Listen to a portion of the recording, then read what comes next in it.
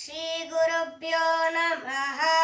हरिः ॐ।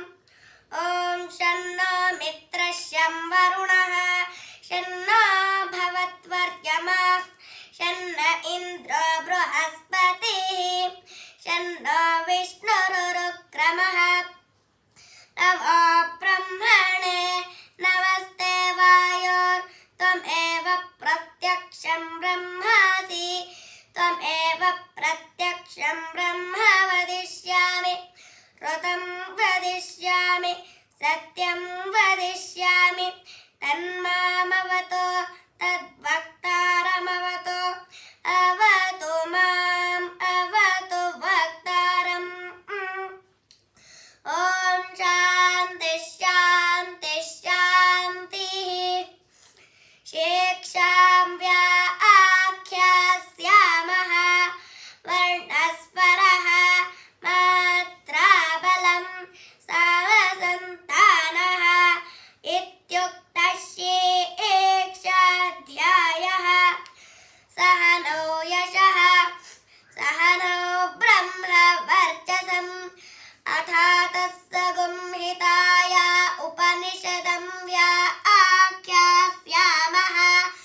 पञ्चस्वधिकरणेषु अधिलोकमधिज्योतिषमधिविद्यमधिप्रजामध्यात्मम् तामः सगुंहिता इत्याचक्षते। अतादिलोकं पृथिवीपूर्वरूपं द्यौरुत्तररूपम् आकाशसन्धिः वायुस्सन्धानम् इत्यदिलोकम् अतादिज्योतिषम् अग्निः पूर्वरूपम् आदित्य उत्तररूपम् आपस्सन्धिः वैद्युतसन्धानम् इत्यदिज्योतिषम् अतादिविद्यम् आचार्यः पूर्वरूपम् अन्तेवास्युत्तररूपम् विद्यासन्धिः प्रवचनगुं सन्धानम् इत्यदिविद्यम् अथाधिप्रजम् माता पूर्वरूपम् पितोत्तररूपम् प्रजासन्धिः प्रजननगुं सन्धानम् इत्यधिप्रजम् अथाध्यात्मम् अदराहनुः पूर्वरूपम् उत्तराहनुरुत्तररूपम् वाक्सन्धिः जिह्वासन्धानम् इत्यध्यात्मम् इति मामः सगुंहिताः।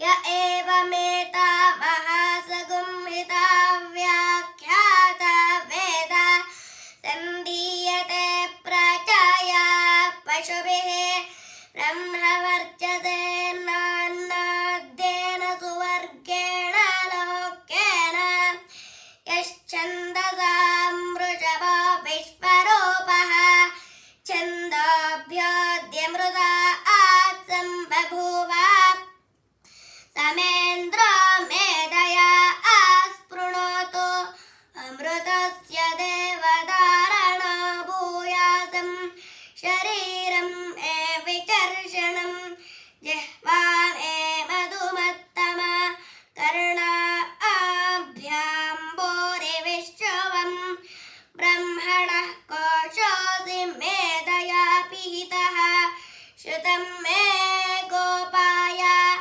आवहन्ति वितन्वानां कुर्वाणा चिरमात्मनः वासागुं सिंहमगावश्च अन्नपाने च सर्वदा ततो मे श्रियमावः लोमशां पशुभिः सह स्वाहा आमायन्तु ब्रह्मचारिणः